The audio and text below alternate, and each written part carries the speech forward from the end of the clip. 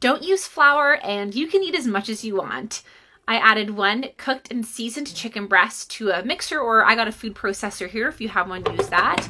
Cover and mix well, and when that chicken is really finely chopped, then this step in the recipe is ready to go. We are going to take this and add 2 eggs. I'm also going to add 1 teaspoon of baking powder. Then put the cover back on, and we're going to blend that again. This process will take about 5 minutes to mix everything together.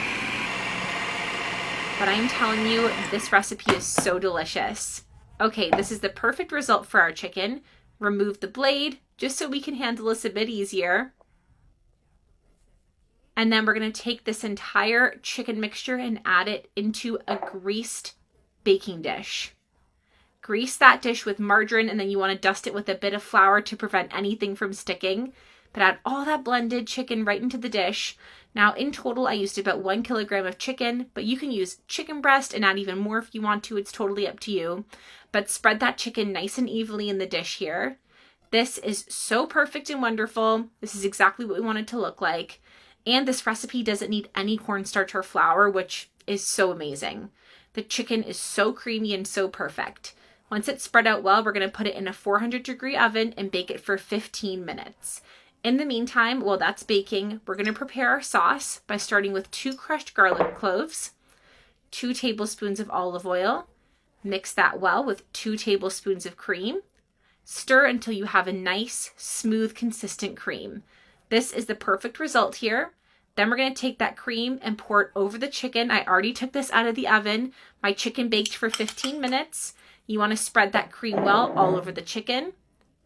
I guarantee you have never seen a sauce so easy to make that tastes this good. You can substitute that cream with mayonnaise or any other ingredient of your choice or whatever you have in your kitchen, but you have to make this recipe at home right now. It's so good. Okay, we're now going to cover with a good amount of shredded mozzarella cheese, but the amount is totally optional.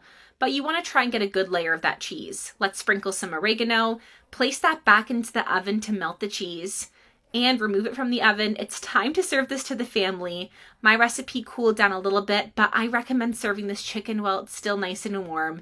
You really want to enjoy that delicious melted cheese. Go ahead and put on a cutting board. We can slice this up. And the result is perfect. The cheese and the sauce just mixes so wonderfully together. It's so juicy but crispy at the same time. Cut into whatever size piece you prefer. Cut it in half and then just repeat the process like this. But our recipe is ready to go. This snack is so perfect. You've got to try it at home. Enjoy your meal.